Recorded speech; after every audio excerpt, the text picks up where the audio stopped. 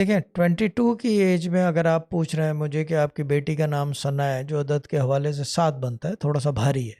ٹھیک ہے نا، اور دقت بھی جی ہے، ہر چیز میں جی دقت، ہر چیز میں ڈیلے اور نروسنس، پریشانی، بہت ساری چیزیں ہیں اس کے ساتھ جی accountable which are attach to that. چکر یہ ہے کہ آئی جی ووڈنٹ ایڈوائز کہ کیونکہ آپ کو ڈاکیومنٹیشن میں ڈگریوں میں بہت دقت آ جائے گی۔ ایک کام کریں کہ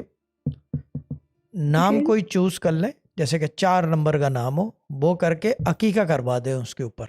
اگر آپ نام ڈاکیومنٹ میں چینج نہیں کروا سکتے، نام چینج کرنے کا طریقہ ہے یہ، اگر آپ ڈاکیومنٹس میں نہیں کروا سکتے تو نام کوئی ڈیسائیڈ کر لیں، اور آپ کے لیے 7 نمبر کی ہے تو 4 نمبر کا نام رکھیے گا، اس سے یہ کہ وہ اوور پاور کر جائے گا۔ 4 کے اندر لیڈرشپ کوالٹیز ہوتی ہیں جو ہر چیز کو دبا دیتی ہے، تو نور رکھ لیں،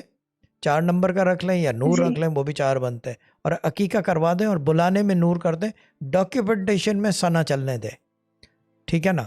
یہ جی چیز ہے۔ اور جی جب آپ نکاح کروائیں انشاءاللہ، تو جب وہ پوچھیں قاضی صاحب یا جو بھی آپ جن سے نکاح پڑھوا رہے ہیں، وہ جب پوچھیں بولو کہ ثنا نام ہے ان کا ڈاکیومنٹ میں، پیار سے گھر میں ان کو نور بلایا جاتا ہے، بس آپ نے اتنا کہنا ہے، آگے نکاح پڑھوانا ان کا کام ہے، وہ جس نام پہ پڑھوائیں، ٹھیک ہے نا، وہ ثنا ہی کے نام پہ پڑھیں گے، کیونکہ نکاح نامہ از اے authentic documentation these days internationally. It is a recognized document، اور باقاعدہ کاغذ بنتا ہے، پہلے تو